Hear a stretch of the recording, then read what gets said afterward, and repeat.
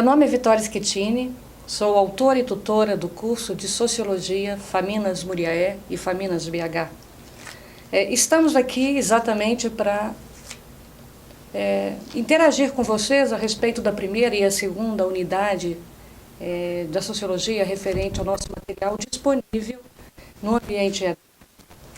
Acredito que todos vocês, alunos, já tiveram oportunidade de dar uma olhada no material, principalmente devido ao fato de já existir um fórum no ambiente e uma situação-problema, que de fato fez com que vocês se interagissem de maneira mais intensa com esse material.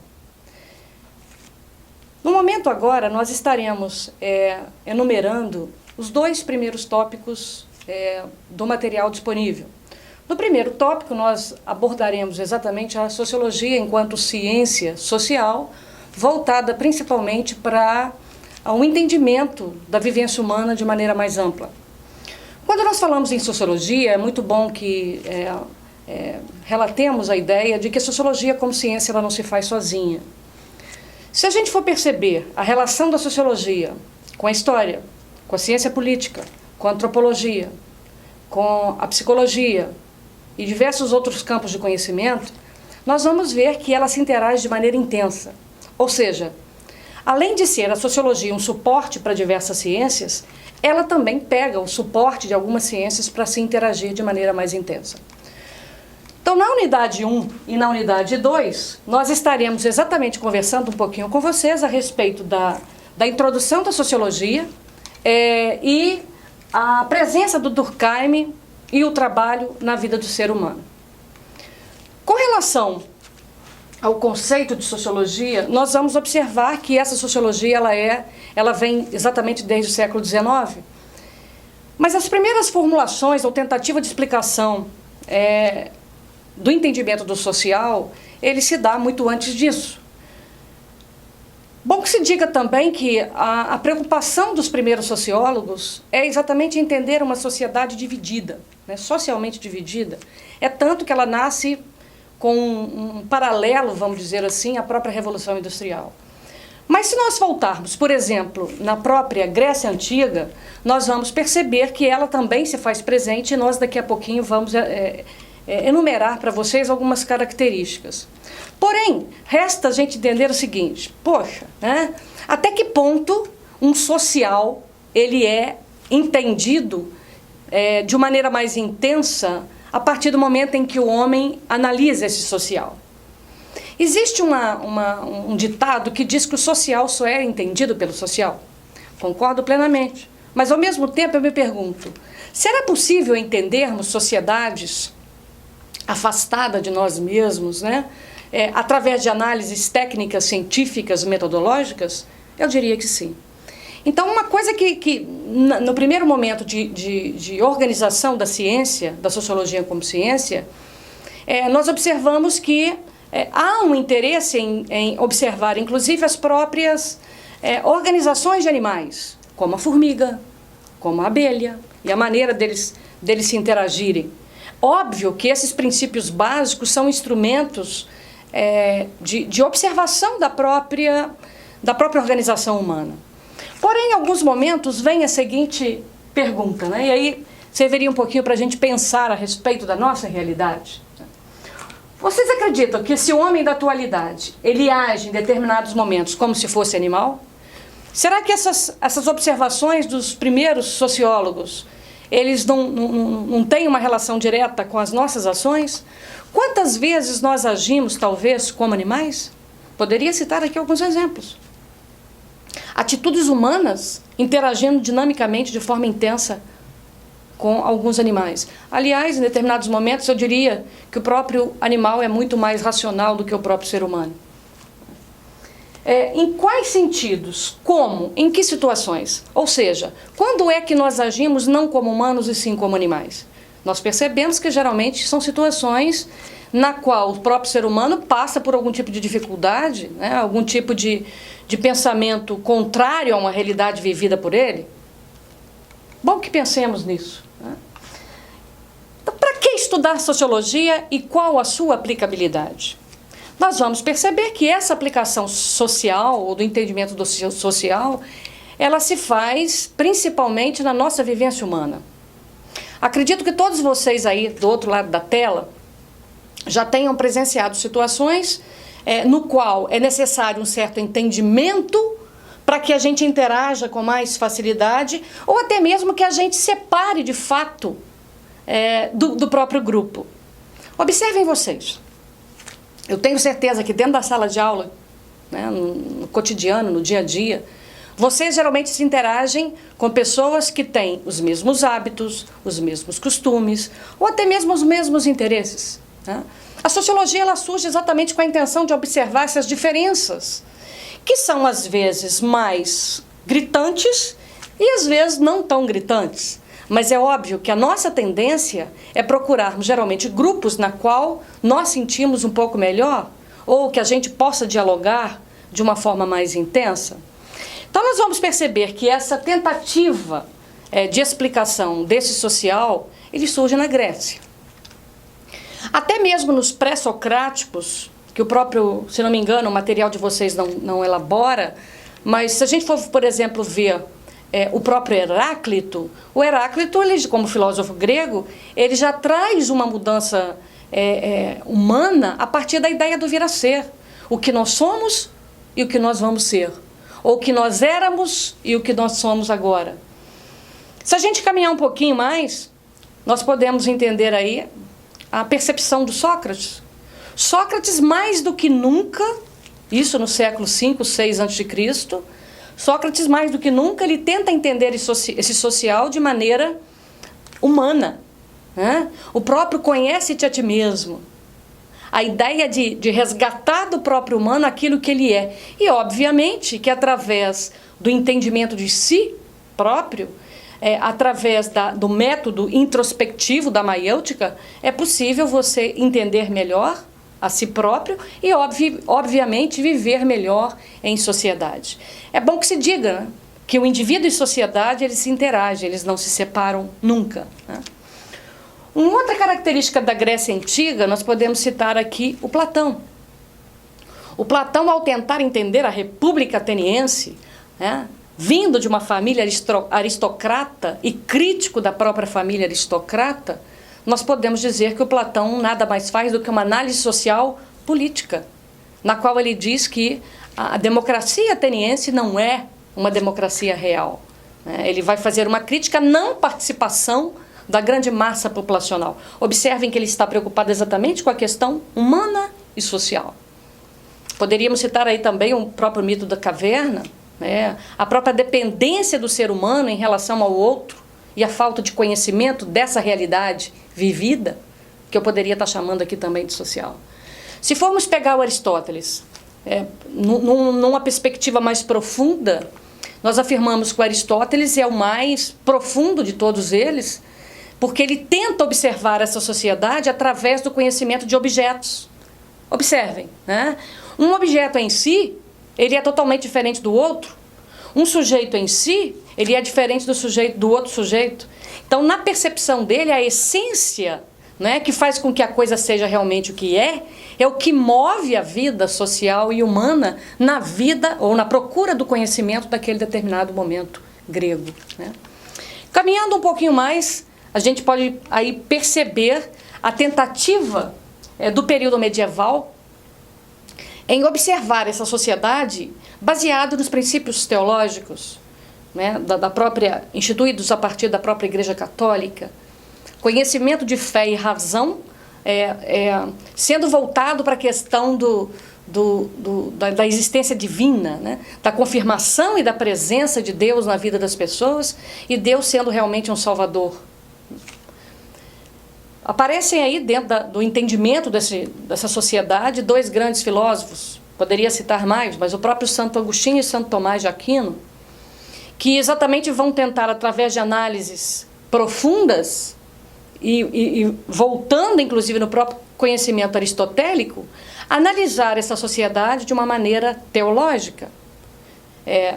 Bom que se diga que a percepção medieval é toda ela voltada por um conhecimento social baseado nos conhecimentos da Igreja Católica.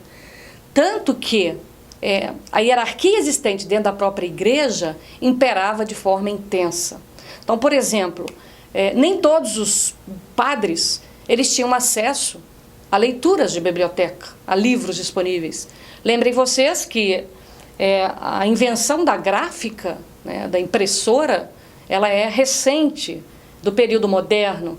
Então, às vezes, em determinados momentos do período final do medieval, nós ainda não tínhamos uma produção de livros com maior intensidade só no início do período moderno. Então, esses monges copistas, que tinham exatamente a função de reproduzir os livros, são esses que tinham, na verdade, a relação com a leitura e, claro, a própria interpretação dessa leitura era feita mediante os próprios interesses. Né? Caminhando um pouquinho mais, chegamos aí no período moderno. Seria exatamente um período de grande transformação da ciência, né, do entendimento do social. Momento da Revolução Francesa, Revolução Industrial, Revolução Inglesa, gloriosa também. Né? E se a gente for perceber a sociologia, ela nasce exatamente nesse contexto de críticas ao poder social e econômico de um grupo em detrimento de outros. Então, a análise feita pelas primeiras pessoas interessadas em observar essa sociedade dicotômica, ela se faz principalmente baseada nessa análise da Revolução Industrial, no qual nós vamos ter os donos dos meios de produção e os operários, aqueles que produzem e aqueles que lucram. Né? Então, na verdade, nós vamos perceber que o período moderno, seja com Hobbes, seja com Rousseau, seja com Adam Smith, seja com Descartes, a gente vai perceber que é um momento de transformações intensas na vida humana. E essas transformações intensas na vida humana faz com que haja uma maior preocupação com esse social, com essa sociedade dividida, com essa Europa, vamos dizer assim, dividida em grupos sociais, na qual uma nobreza passa a ser ameaçada por uma burguesia reinante, como a própria Revolução Francesa nos determina, né?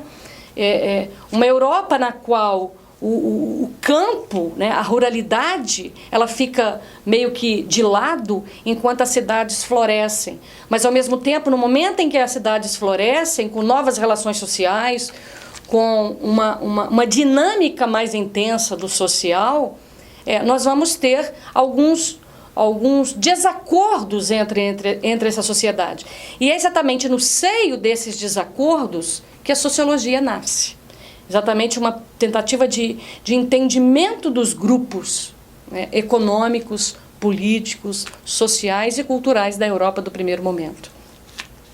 E, por fim, chegando no período contemporâneo, que seria já logo depois da Revolução Francesa, e poderíamos dizer que vários momentos são marcados por esse período histórico, né, como aí a Primeira Guerra Mundial, a Segunda Guerra Mundial, os acontecimentos do final do século XX, o início do século XXI, que agora já nem os sociólogos e os filósofos estão, inclusive, discutindo a respeito de que momento é esse que nós vivemos. Seria realmente um período contemporâneo? Ou seria uma pós-modernidade? Ou seria uma sociedade de rede? Ou seria uma era dos extremos, como Hobsbawm diz? Quer dizer, nós poderíamos citar aqui diversos sociólogos, diversos filósofos, preocupados nesse período atual, na qual nem nós sabemos do que nós chamamos. O que nós sabemos é que o ser humano, na atualidade, ele é um ser humano nihilista, né? Ele volta para um conhecimento a si mesmo, individualista. Às vezes não interessa muito o que está acontecendo lá fora, mas interessa muito o que ele pensa. Então, é uma sociedade extremamente individualista e que faz com que os grupos se maximizem, vamos dizer assim, né? Não se interajam com tanta facilidade como em sociedades mais simples. Vivemos, sim, né, num momento de uma sociedade de um ego gritante, né? De uma supervalorização de um eu, né? E isso se faz muito presente, eu tenho certeza que na vida de vocês também. Então, na verdade, quando nós colocamos aqui esses tópicos, é para que a gente exatamente entenda que a sociologia ela é filha, de uma maneira mais intensa, do período moderno e do período contemporâneo. Mas não quer dizer que o entendimento do social ele não tenha existido na Grécia, que ele não tenha existido na medievalidade. Pelo contrário, houve uma interação desses momentos para que a gente chegasse hoje com o conhecimento que temos e com a tentativa de explicação dessa realidade do que a gente vive, né? Então, veja bem, nós enumeramos aqui alguns tópicos desse desenvolvimento. Então, nós analisamos o seguinte: as aplicações místicas de conhecimento. O mito, ele não nos dá um conhecimento mais profundo de uma realidade. O mito, ele nos ajuda a interar, a compreender, mas não é uma resposta definitiva. A própria filosofia deixa isso muito claro. Uma outra tentativa, né, de explicação dessa realidade. O senso comum. Vocês acham que o senso comum ele poderia dar conta de uma explicação total? Eu digo que não. O próprio empirismo, né, a própria experiência que temos, ele pode nos auxiliar, mas ele não é o top, vamos dizer assim, o suprassumo de um conhecimento. Por fim, a tentativa de explicação racional da realidade social. Obviamente que a tentativa de explicação racional da realidade social, ela se dá de maneira muito mais profunda do que explicações místicas e do que explicações do senso comum. A razão, né, ela nos auxilia de maneira mais intensa a observar e a errarmos menos do que se a gente utilizar, por exemplo, o misticismo e o senso comum. O número 2, né, a tentativa de compreensão de situações sociais. Quer dizer, se eu já não me basto somente com o mito, se eu não me basto apenas com o senso comum, mas se eu uso a racionalidade para análise, obviamente que eu tenho uma melhor compreensão das situações sociais na qual eu vivo. E é em cima dessa compreensão do social que nasce a sociedade, a sociologia enquanto ciência. Então, o nascimento da sociedade ou da sociologia, ela se faz exatamente no seio, né, no centro da sociedade capitalista, advinda de uma revolução industrial, na qual tentam se mesclar, vamos dizer, o conhecimento racional e científico para observação. É claro que nesse caso a empiria vale, né? O senso comum vale, mas ele não dá conta da realidade, é bom que se diga. E por fim, né, pensar e ver os hábitos num contexto mais abrangente. É esse o objetivo principal da sociologia. Através de um uso da razão, através de uma análise científica, através de uso de técnicas e de métodos, analisar uma sociedade num contexto maior. E é claro, uma pessoa, por exemplo, que tem uma maior leitura da realidade, obviamente que ela consegue fazer uma análise social muito mais abrangente do que aquele que simplesmente não tem tipo de acesso a leituras. Então, por exemplo, se você fica somente na frente da TV ou no Facebook lendo notícias, é claro que você vai extrair dali o que você tem de verdade. Mas se você pega, por exemplo, clássicos da literatura, da sociologia, da história, da política e etc., é claro que a sua análise desse social, enquanto contexto mais abrangente, ele é muito mais amplo. Então, a medida de entendimento social se faz mediante a uma análise mais profunda dessa realidade, e não apenas superficial. Então, nós dizemos sempre que todo e qualquer relacionamento humano tem importância para a sociologia. Por exemplo, o tomar um café, né? O tomar um café, obviamente, que o fato de tomar café, ele pode não ter significado algum, mas o que se decorre no papo, durante o café, sim. A mesma coisa a gente poderia colocar ali num jogo de futebol. Um jogo de futebol, Você percebe uma interação social intensa. E é claro que poderia ser analisados vários fatores, sejam eles dentro do contexto político do futebol brasileiro e mundial, quais as relações envolvidas em relação ao jogo, quais são as pessoas, o nível econômico e social dos que vão assistir esse jogo, e etc. Então pode parecer uma coisa simples, por exemplo, vocês aí do outro lado da tela me escutando. Isso pode ser considerado um fato social se a gente analisar isso como fato social. Então, qual a maneira da professora pensar e agir? Qual a maneira do aluno pensar e agir? Isso tudo pode ser analisado. Pode ser uma coisa a princípio meio que simples, mas não é. E isso interessa a sociologia de maneira intensa. Nós sempre falamos que o primeiro indivíduo